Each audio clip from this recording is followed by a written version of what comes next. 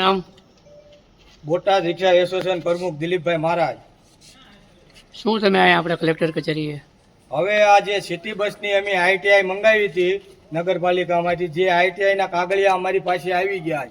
હવે સિટી બસનું એટલું બધું કૌભાંડ છે કે સિટી બસ કોઈ જગ્યાએ ટાઈમ ટુ ટાઈમ ચાલતી નથી અને 18 બસો ચાલવામાં આવે છે, એમાંથી 10 જ બસ ચાલે છે.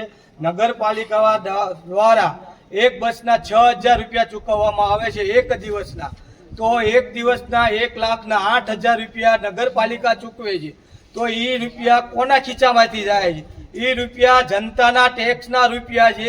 અને સિટી બસને જે દેવામાં આવે છે, તો સિટી બસ નગરજનો જે યાત્રીઓ છે એને ફીમાં સેવા નથી આપતા, એની પાસે પણ ભાડું લેવામાં આવે.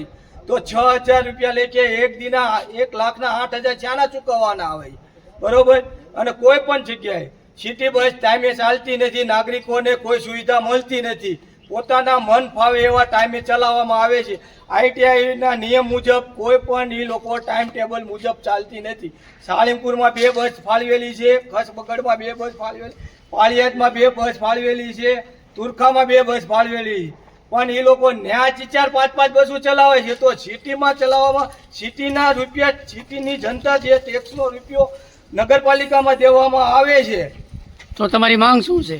અમારી માંગ એ છે કે city bus time to time ચાલે, સિટીમાં ચાલે, જે આઈટીઆઈના મુજબ જે નિયમ પ્રમાણે ચાલવાનું હોય એ ચાલે. અને આમાં મિલીભગત કોની છે? ચીફ ઓફિસરની છે, પ્રમુખ બોટાદ નગરપાલિકા પ્રમુખની સાઠગાંઠ છે આમાં. તો આમાં કોઈને રૂપિયા ખવડાવવામાં આવે છે, ન આવતા હોય તો આની કાયદેસર કાર્યવાહી કરવામાં આવે, ઇન્કવાયરી કરવામાં આવે. સિટી બસ કાયદેસર નથી, ગેરકાયદેસર રીતે ચાલે છે.